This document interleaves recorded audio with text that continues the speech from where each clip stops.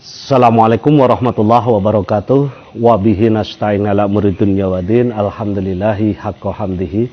Wassalatu wassalamu ala asyrafil anbiya'il mursalin Muhammadin wa ala alihi wa ashabi ajma'in. Amma ba'du. Segala puji hanya milik Allah seluruh sekalian alam. Salawat dan salam semoga tersanjung kepada junjungan kita Nabi mulia, Nabi besar Muhammad sallallahu alaihi wasallam. Fanhas, Lutfi, Yasda, Adik yang saya muliakan, serta saudara-saudaraku FB dimanapun berada. Alhamdulillah kita bertemu lagi dalam kajian online dari Maktabah Rahmat Hidayat Pustaka Santri Melangi Jogja. Setelah 2 pekan kita tiadakan, kemarin hampir puasa kita penuh kajian online-nya. Sekarang kita mulai lagi setiap Senin sore atau malam Selasa. Yang pertama, saya mengucapkan taqabbalallahu minna wa minkum, taqabbal ya karim, taqabbalallahu ta'atikum. Nah, ini memang agak sedikit pertanyaan dari saya sebagai seorang penerjemah ketika mengucapkan minal aidin itu ada sedikit yang tidak pas. Minal aidin wal faizin, mohon maaf lahir dan batin, selamat hari raya Idul Fitri. Nah, ini yang pas bagaimana? Memang yang pertama ini ketika saya telusur dari berbagai literatur, dari berbagai hadis, ucapan para sahabat Yaman salafus sholeh itu memang hanya taqabbalallahu minna wa minkum. Jadi setelah puasa, Fanas, itu para sahabat dengan para sahabat saling mengucapkan taqabbalallahu minna wa minka, taqabbalallahu minna wa minkum. Nah, semoga Allah menerima amalmu, amal kami dan amalmu.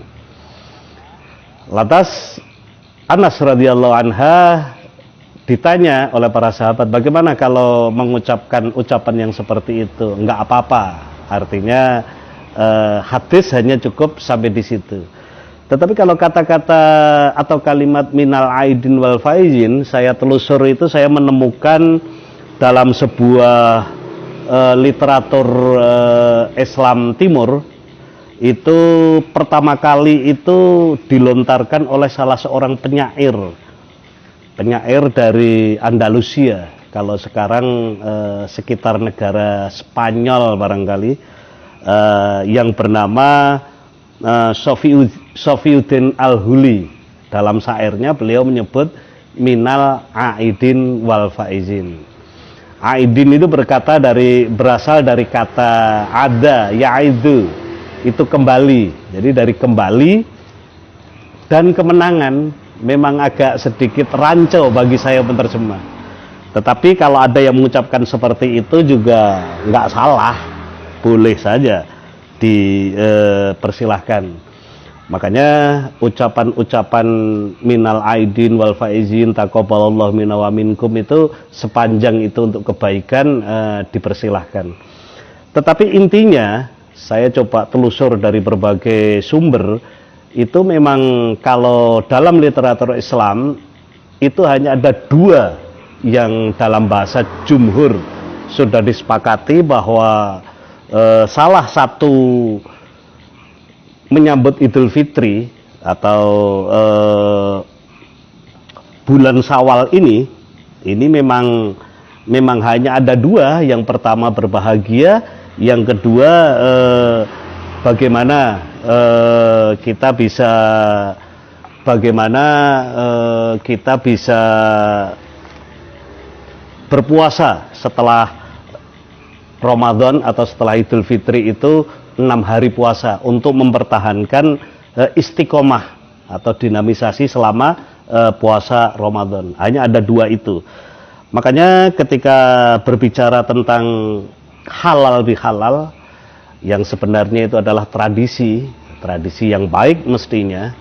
Kalau di literatur Islam sangat minim sekali. Bahkan ada yang mengatakan untuk saling bermaafan itu tidak harus dikhususkan di Idul Fitri, karena nanti akan jadi tidak tepat nantinya.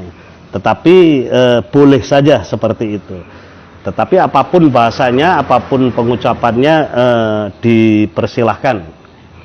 Kalau saya lebih suka mengucapkan mulai saat ini kita kosong-kosong ya. Saya memaafkan kesalahan kalian, mohon sampean juga memaafkan kesalahan saya. Nah, jadi ucapan mohon maaf itu sebenarnya setiap saat, tidak harus menunggu Idul Fitri. Tetapi tidak salah kalau dalam momentum halal bihalal atau sawalan ini kita juga mengucapkannya. Itu yang pertama. Yang kedua, ketika berbicara tentang bulan Syawal, itu sebenarnya tidak ada yang bisa dikatakan, tidak ada yang istimewa dari bulan Syawal dibanding dengan bulan-bulan yang lainnya. Kalau ada perintah, tadi sudah saya sebutkan, kalau ada fadilah, itu hanya menyambut bulan Syawal, terutama di 1 Syawal, Idul Fitri itu kita semuanya disuruh bergembira dan menggembirakan orang yang ada di sekeliling kita. Itu perintahnya memang sangat muhkamat, sangat jelas sekali. Jadi di tanggal 1 menyambut Idul Fitri tidak ada orang yang boleh bersedih saat itu. Yang kedua, kalau ada perintah atau ada fadilah, ada keutamaan, itu ya puasa 6 hari setelah Idul Fitri.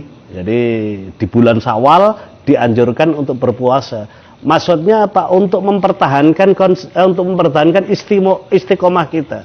Selama di bulan Ramadan kita sebulan penuh berpuasa, maka supaya tidak kaget atau apapun itu bahasanya, untuk mempertahankan keimanan, kita dianjurkan untuk melakukan puasa 6 hari. Bahkan dari berbagai kabar dikatakan puasa 6 hari di bulan Syawal ini termasuk sama dengan jazanya, itu sama dengan puasa 1 tahun berturut-turut, selama 1 tahun ke depan.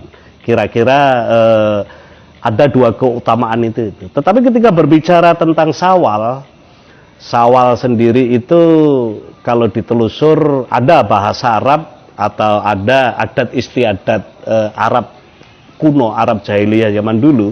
Mungkin sebelum bahasa Arab sudah ada kata-kata Syawal ini. Tetapi kalau merujuk dari kata Syawal ini, ada yang mentasrif Syawal itu dari kata salah, yang bermakna irtafa'u, ifta'ala irtafa'u, wazannya ifta'ala. Itu artinya naik atau meningkat. Jadi Syawal itu kalau dalam bahasa Kamus artinya meningkat. Tetapi kalau dilihat dalam ensiklopedi, terutama saya lihat dari Lisan Al-Arabiyah, ensiklopedi bahasa Arab, kata Syawal itu dimaknai dengan as-salat al-ibil, as-salat an-nakoh bidzanabiha. Jadi Syawal itu adalah saat di mana onta betina menaikkan ekornya karena enggan dikawini oleh onta pejantan. Jadi kala itu tradisi bangsa Arab pada bulan Syawal itu pada menaikin onta betina sambil memukul ekornya. Ekor onta betina itu naik ke atas karena enggan dikawini oleh onta pejantan. Silahkan saudara-saudara semuanya untuk bisa mentakwilkan, untuk menggali dari hakikat itu, karena dari Lisan Al-Arabiyah memang seperti itu. Tetapi bulan Syawal adalah bulan yang biasa. Kalau ada tareh, perang Uhud itu terjadi pada bulan Syawal. Perang Hunain, perang Khandaq juga bulan Syawal. Karena nanti setelah Syawal itu adalah bulan Dzulqa'dah, yang mana bangsa Arab sepakat bahwa itu adalah bulan genjatan senjata atau bulan diam-diam genjatan senjata. Jadi Syawal itu tidak ada keistimewaan yang lebih. Kalau ada mungkin tradisi, ada halal bihalal di Jawa, terutama di Indonesia sini ada halal bihalal. Tetapi itu tidak ada dasar hukumnya, salahnya enggak. Tetapi tidak ada rujukan literaturnya dalam kaidah Islam atau dalam literatur Islam. Makanya yang ada halal bihalal itu hanya di Indonesia saja, terutama hanya ada di Jawa saja. Kalau di Mekah, di Mesir nggak ada selain tradisi-tradisi dari bangsa mereka. Mungkin kalau Sam ada katanya tradisi halal bihalal seperti itu.